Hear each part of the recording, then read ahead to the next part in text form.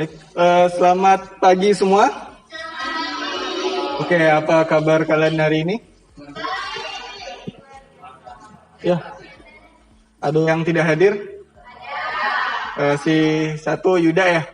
Tadi ada izin, ada apa?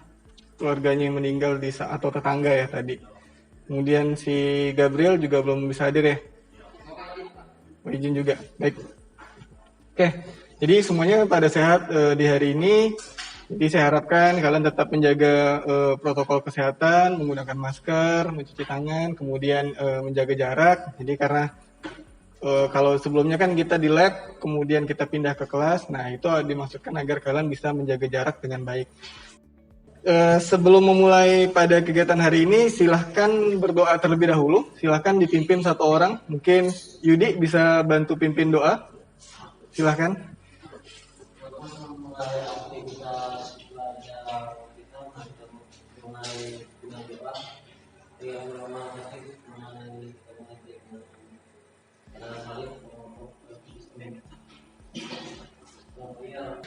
Karena semuanya juga sudah siap, kita langsung pembelajaran. Nah, kalau minggu lalu kita masih ingat belajar tentang apa ya? Ada yang ingat? Angelin? E-commerce, kemudian kelebihan dan kekurangan e-commerce, lalu pembelajaran sepanjang masa atau sepanjang hayat. Nah, di hari ini saya akan memberikan kalian materi, yaitu materi terakhir dari pertemuan kita ya, tentang kasus-kasus sosial dampak implementasi dari produk TIK. Kalau kemarin kita bahas produknya, nah sekarang yang akan kita bahas kasusnya. Itu. Kompetensi dasarnya yaitu menunjukkan dan menjelaskan kasus-kasus sosial dari implementasi produk TIK yang menimbulkan dampak positif atau dampak negatif. Tujuan pembelajaran yang pertama yaitu menjelaskan kasus sosial dari implementasi produk TIK-nya. Kedua, menentukan pemecahan masalah kasus-kasus sosial dan implementasi dari produk TIK. Ketiga, nah ini yang ujungnya atau akhirnya, finalnya adalah mengkreasikan upaya meminimalkan dampak negatif produk TIK dengan cara yang kreatif.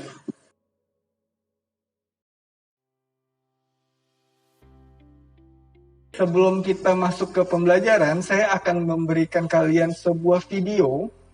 Ya, kalian silahkan simak video yang saya paparkan, kemudian kalian ambil intisari atau kesimpulannya.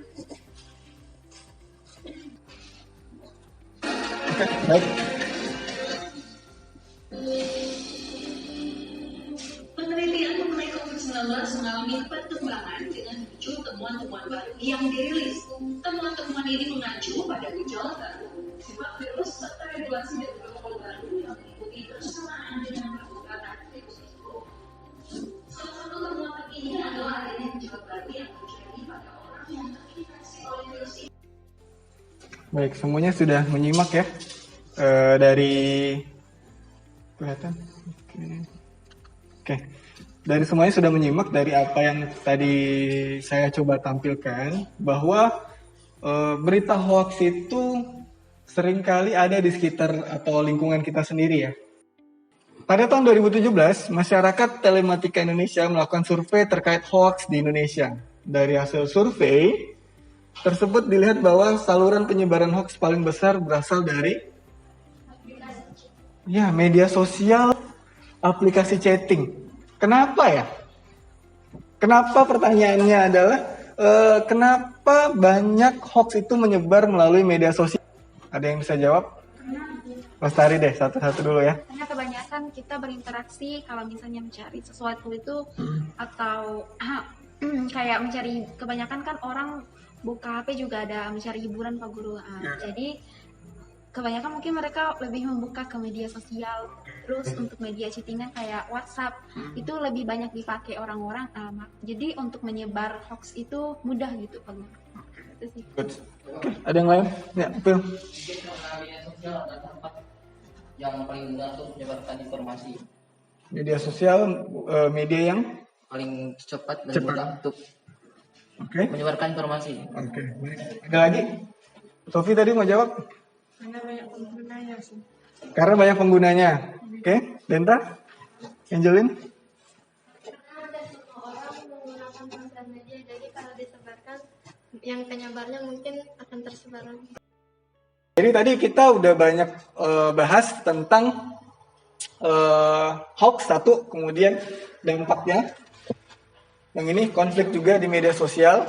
Kemudian yang ketiga kriminalitas. Nah, sekarang saya minta tugas kalian adalah, nah, pertama identifikasi masalah kasus-kasus sosial dampak dari produk TIK. Kemudian yang kedua menentukan pemecahan masalah dari kasus-kasus sosial dampak produk TIK. Nah, yang ketiga upaya meminimalkan dampak negatif produk TIK dengan cara yang kreatif. Nah, di poin A dan poin B ini akan saya masukkan di dalam LKPD. Jadi nanti kalian silakan kerjakan LKPD-nya masing-masing. Namun yang poin ke C atau poin ketiga, upaya meminimalkan dampak negatif.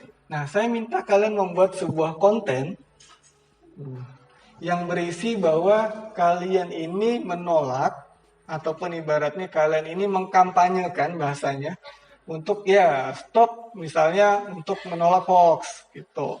Kemudian bisa juga yang kedua konflik di media sosial. Bagaimana caranya agar tidak berkonflik di media sosial? Boleh kalian sampaikan. Yang ketiga, bagaimana caranya agar tidak tertipu misalnya belanja online? Itu boleh. Tapi cara penyampaiannya kalian bisa lakukan dengan cara yang kreatif. Bisa kalian buat konten di Instagram, like video, seperti video, atau apa yang bisa membuat itu tuh bisa dilihat orang banyak.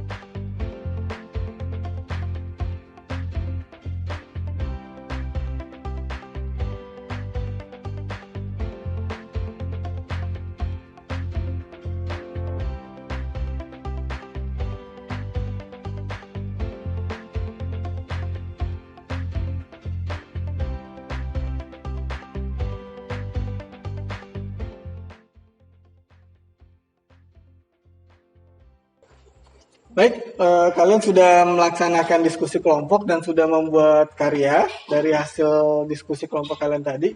Nah, sekarang silakan saya minta satu orang perwakilan nanti maju ke depan dan kita putarkan video hasil karya kalian. Nah, nanti kelompok lain menanggapi ya dari yang sudah dilakukan. Oke, silakan mana yang mau duluan kelompoknya? Saya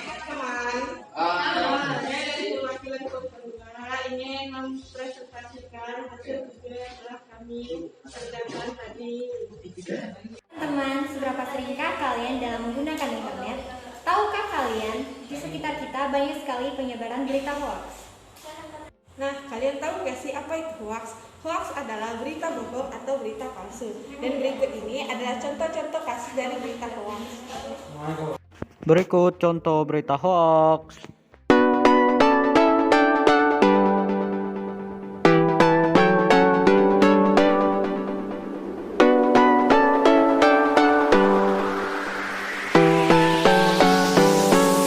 Ternyata banyak sekali ya berita hoax. Berikut ini adalah beberapa tips menghindari berita hoax. 1. Kembangkan rasa penasaran setiap saat. Jangan langsung menyebarkan suatu berita tanpa mengecek kebenarannya. Rasa penasaran terbukti ilmiah bisa membuka pemikiran lebih terbuka. 2. Berhati-hati dengan judul yang provokatif. Berita hoax punya judul bersifat menghasut atau provokatif. Untuk memastikan kebenaran bisa memverifikasi dengan berita koran dan membaca media berita yang ada dengan kredibilitasnya. 3. Perhatikan keaslian foto. Kita bisa memeriksa keaslian sebuah foto dengan mesin pencari Google Image dengan tautan image.google.com.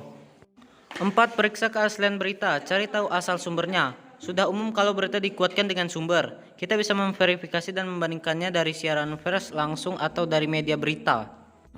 5. Segera adukan apabila menemukan berita hoaks. Jika terbukti ditemukan suatu berita adalah hoaks, jangan ragu untuk melaporkannya ke Kementerian Komunikasi dan Informatika melalui suara aduan-konten-gmail.kominfo.go.id. 1, 2, 3. Stop penyebaran berita hoax. Dadah. Oke, tepuk tangan buat kelompok 2 ya. Oke. Silakan dari kelompok 1. Apa yang ingin ditambahkan? Mungkin ada yang ingin disarankan atau apresiasi bisa.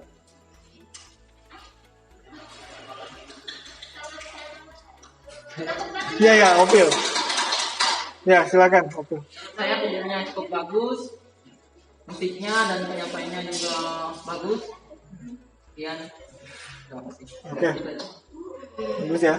Jadi ada yang bisa disampaikan maksud dari kelompok 2 terkait hoax ini? Kenapa milihnya hoax? Karena hoax itu yang sering terjadi di sekitar kita dan kita tuh sering kali nggak sadar kalau itu tuh hoax. Jadi kita membagikan tips supaya bisa membedakan yang mana hoax dan yang tidak, dan supaya tidak disebarkan lebih luas lagi. Oke, silakan. Oke, selamat pagi semuanya. Kami dari Peternakan Sari Indonesia, perwakilan dari kelompok 1 untuk mempresentasikan hasil karya kami terkhusus membuat konten video terkait tentang mencegah penipuan online. Selama ini banyak sekali terjadi penipuan saat berbelanja online. Hal itu disebabkan karena kita yang kurang teliti untuk mereview terlebih dahulu. Lalu, bagaimana cara kita berbelanja online yang jauh dari penipuan? Yuk simak! Waspada penipuan online shop via medsos. Pada Januari 2019 sampai Januari 2020, laporan penipuan online mencapai 1.617. Total aduan warga via portal patroli cyber mencapai 1.566 dan total kerugian adalah 49,92 miliar rupiah. Berikut cara belanja online yang baik dan terhindar dari penipuan. Tips aman, periksa identitas penjual dan ulasan produk. Jangan beri banyak informasi, pastikan keaslian foto barang, belanja di situs online terpercaya, periksa pernyataan elektronik, periksa tampilan dan kebijakan situs atau akun penjual, baca hak konsumen, jangan beli bila terlalu bagus dan murah, pastikan pembayaran secara aman, pakai jasa pengiriman terpercaya. Untuk itu, posisikan diri untuk lebih teliti dalam berbelanja online. Semoga tips dari kami dapat berguna dan bermanfaat. Sekian dan terima kasih. Oke, tepuk tangan.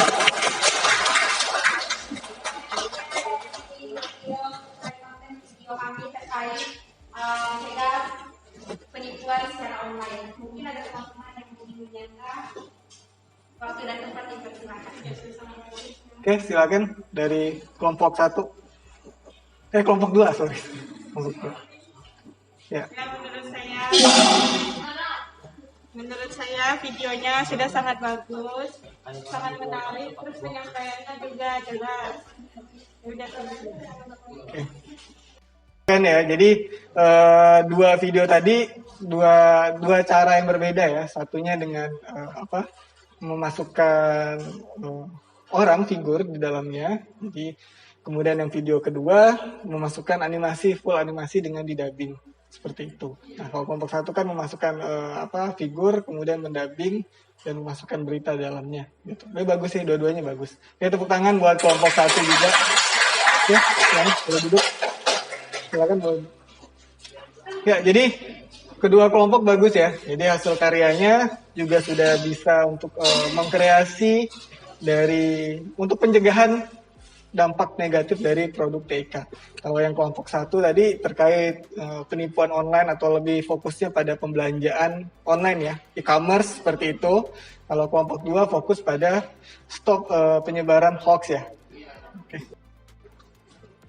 Nah, selanjutnya terakhir saya akan melakukan balik ke ini. Oke. Pada kesimpulan, saya minta satu orang siapa yang bisa menyimpulkan pembelajaran kita dari hari ini, dari diskusi, kemudian penyampaian materinya. Ada yang bisa menyampaikan simpulannya? Silahkan. Satu tentang apa?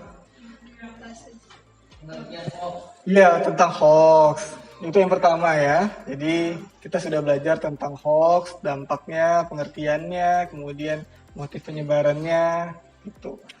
Kemudian cara menghindari hoax. Nah, ini yang dilakukan oleh kelompok 2 berupa tadi pembuatan konten untuk menghindari hoax. Nah, sebelum kita menutup pembelajaran, silahkan kalian mengerjakan LKPD seperti kemarin, masing-masing orang satu ya.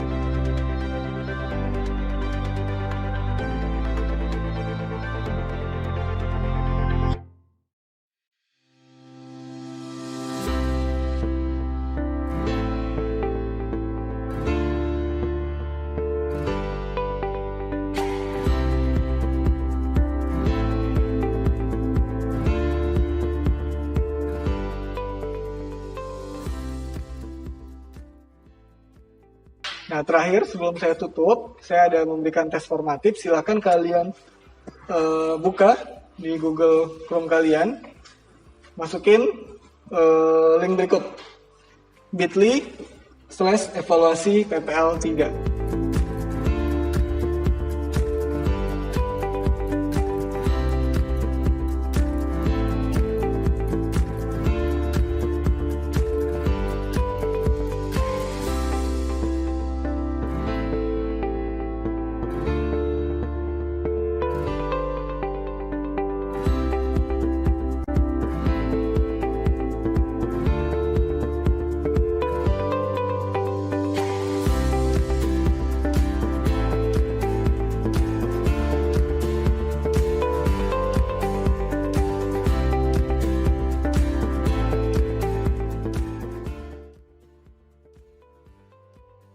Sudah?